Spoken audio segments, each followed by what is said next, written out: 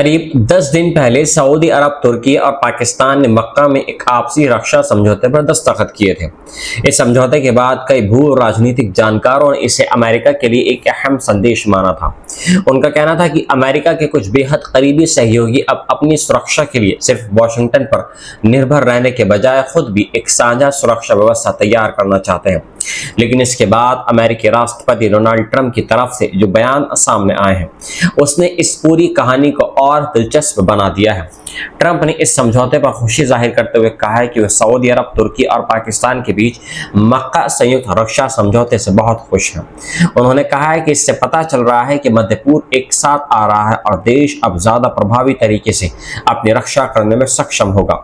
यानी अमेरिका के राष्ट्रपति खुद इस बात का स्वागत करते दिखाई दे रहे हैं कि उनके करीबी देश अपने सामूहिक रक्षा क्षमता मजबूत कर रहे हैं। लेकिन यहाँ सबसे बड़ा सवाल यही कि क्या यह समझौता वास्तव में अमेरिका के सुरक्षा कवच का विकल्प बन सकता है? क्या सऊदी अरब, तुर्की और पाकिस्तान मिलकर ऐसा सुरक्षा तंत्र खड़ा कर सकते हैं जो अमेरिका की सैन्य मौजूदगी पर उनकी निर्भरता कम कर दे? और क्या मक्का का यह समझौता आने वाले वक्त में मध्य पूर्व की पूरी सुरक्षा व्यवस्था को बदल सकता है? आइए इस पूरी खबर को सिलसिलेवार तरीके से समझते हैं। सबसे पहले बात करते हैं अमेरिकी राष्ट्रपति डोनाल्ड ट्रंप के बयान की। ट्रंप ने मक्का समझौते का स्वागत करते हुए कहा है कि उन्हें खुशी है कि सऊदी अरब, तुर्की और पाकिस्तान ने आखिरकार संयुक्त रक्षा समझौते पर हस्ताक्षर कर दिए हैं। उन्होंने इसे मध्य पूर्व के देशों के एक साथ आने और अपनी रक्षा खुद करने की दिशा में महत्वपूर्ण कदम बताया है। इसके कुछ ही घंटों के बाद पाकिस्तान के प्रधानमंत्री शहबाज शरीफ ने ट्रंप का शुक्रिया अदा किया है। उनकी निर्णायक नेतृत्व क्षमता को श्रेय देते हुए उन्होंने कहा है कि उनके नेतृत्व ने दक्षिण एशिया में परमाणु तबाही को टालने में मदद किया। लेकिन ट्रंप का ये रुख पहली नजर में जितना साधारण दिखाई दे रहा है, मामला उससे कहीं ज्यादा गहरा लग रहा है। दरअसल ट्रंप लंबे समय से अमेरिका के सहयोगी देशों से ये कहते रहे हैं कि उन्हें अपनी रक्षा के लिए ज्यादा खर्च करना चाहिए और अपनी सुरक्षा की पूरी जिम्मेदारी अमेरिका के कंधों पर नहीं डालनी चाहिए। ट्रंप का ये मानना रहा है कि अगर अमेरिका लगातार दूसरे देशों के सुरक्षा पर पैसा और सैन्य संसाधन खर्च करता रहेगा तो इससे अमेरिकी अर्थव्यवस्था और सैन्य क्षमता पर दबाव बढ़ता रहेगा। यही वजह है कि सऊदी अरब, तुर्की और पाकिस्तान का अपनी सामूहिक सुरक्षा व्यवस्था तैयार करना ट्रंप की सोच से पूरी तरह अलग भी नहीं दिखाई दे रहा है। लेकिन इस कहानी का दूसरा पहलू और भी ज्यादा अहम है। क्या अमेरिका वास्तव में मध्य पूर्व से पीछे हट रहा है? कुछ जानकारों का कहना है कि ऐसा कहना जल्दबाजी होगी। उनके मुताबिक अमेरिका क्षेत्र से पूरी तरह बाहर नहीं जा रहा है, बल्कि वह अपनी सैन्य भूमिका को धीरे धीरे बदल रहा है। यानी अमेरिका चाहता है कि उसके सहयोगी देश अपनी सुरक्षा में ज्यादा योगदान दें और अमेरिका पर उनकी निर्भरता कम हो जाए। पिछले कुछ समय से ट्रंप प्रशासन लगातार अपने सहयोगियों पर रक्षा खर्च बढ़ाने के लिए दबाव डालता रहा है। जून 2025 में हैंग में हुई नाटो सम्मेलन में सदस्य देशों ने रक्षा खर्च के लक्ष्य को सकल घरेलू उत्पाद के 2% से बढ़ाकर 2035 तक 5% करने पर सहमति जताई थी। ये फैसला लंबे समय से ट्रंप के दबाव के बीच सामने आया था। ट्रंप लगातार सवाल उठाते रहे कि अगर कुछ सहयोगी अपनी रक्षा पर पर्याप्त पैसा खर्च नहीं करते हैं तो अमेरिका को उनकी सुरक्षा की जिम्मेदारी क्यों उठानी चाहिए। इसी तरह ट्रंप ने दक्षिण कोरिया के साथ संयुक्त सैन्य अभ्यासों में भी बड़ी कटौती करने की घोषणा की और इसकी वजह लागत तथा उत्तर कोरिया के नेता किम जोंग उन के साथ अपने अच्छे संबंधों को बताया है। यानी अमेरिका की मौजूदा नीति में एक बड़ा बदलाव दिखाई दे रहा है। सहयोगियों को सुरक्षा देना जारी रखना, लेकिन साथ ही उनसे अपनी रक्षा के लिए ज्यादा जिम्मेदारी उठाने की मांग करना। इसी पृष्ठभूमि में मक्का रक्षा समझौते को समझना बेहद जरूरी है। अंकारा यूनिवर्सिटी की अंतर्राष्ट्रीय संबंधों के विशेषज्ञ बिटुल दोगान अक्कास के मुताबिक खाड़ी के अरब देशों को अब अपनी प्रतिरोधक क्षमता दोबारा तैयार करनी होगी और इसके लिए उन्हें सिर्फ अमेरिका पर निर्भर नहीं रहना चाहिए। उनका कहना है कि तुर्की की भूमिका भी इस समझौते में बेहद अहम है। तुर्की यह संदेश देना चाहता है कि अगर क्षेत्रीय सुरक्षा व्यवस्था कमजोर हो रही है तो वह एक नए क्षेत्रीय सुरक्षा ढांचे को मजबूत करने में भूमिका निभा सकता है। यहाँ एक और अहम बात सामने आ रही है। अमेरिका और इजराइल द्वारा ईरान के खिलाफ युद्ध शुरू किए जाने के बाद खाड़ी के देशों को ईरान की तरफ से जवाबी कार्रवाई का सामना करना पड़ रहा है।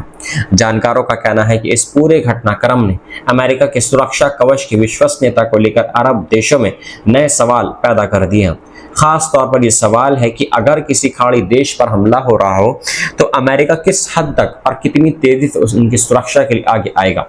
यही सवाल सऊदी अरब जैसे देशों को अपनी सुरक्षा व्यवस्था में नए विकल्प तलाशने के लिए प्रेरित कर रहा है।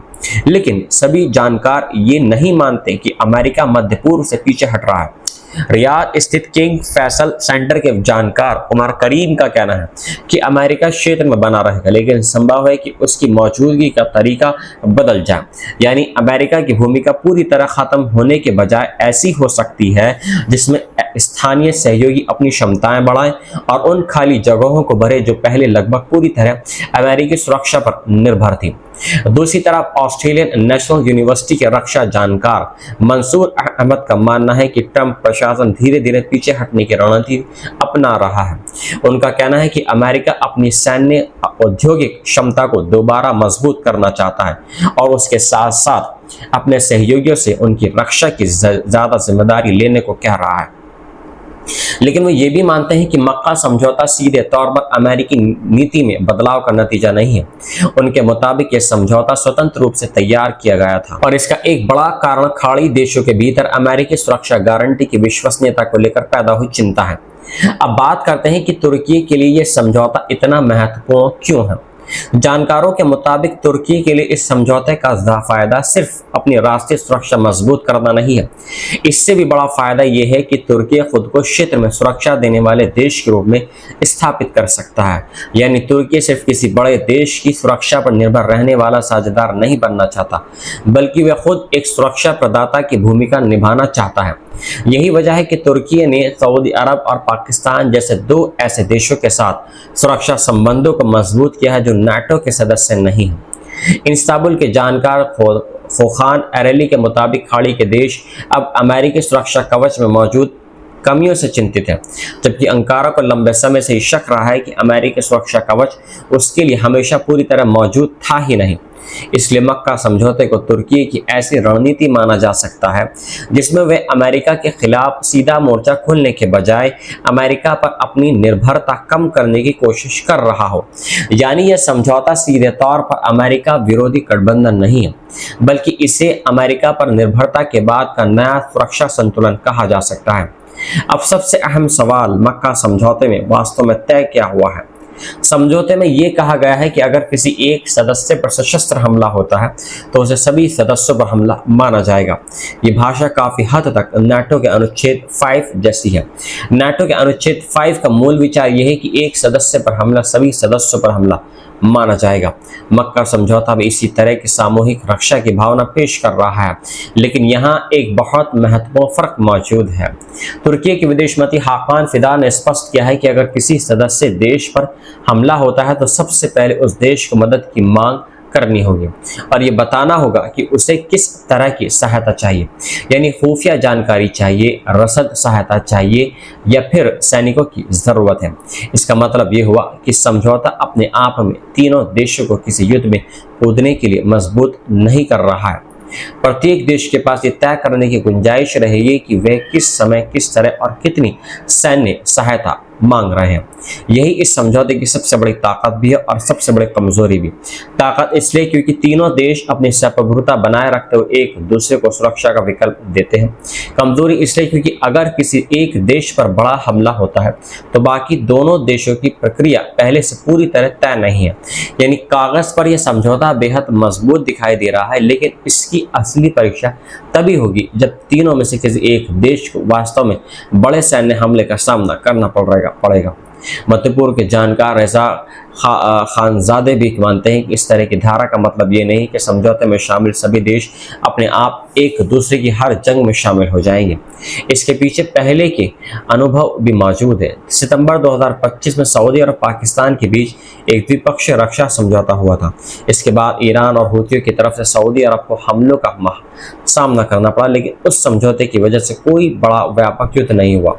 इससे संकेत मिल रहे हैं कि रक्षा समझौता समझौते की वास्तविक सीमा, परिस्थिति और राजनीतिक फैसलों पर निर्भरता कर रही है। उमर करीम के मुताबिक मक्का समझौता तीनों देशों को अतिरिक्त रक्षा विकल्प और संसाधन देता है, लेकिन ये उनकी मौजूदा सैन्य क्षमताओं की जगह नहीं ले रहा है। यानी सऊदी अरब, तुर्की और पाकिस्तान मिलकर अपनी सुरक्षा मजबूत कर सकते हैं, लेकिन फिलहाल वे अमेरिका की पूरी सैन्य क्षमता का विकल्प नहीं है।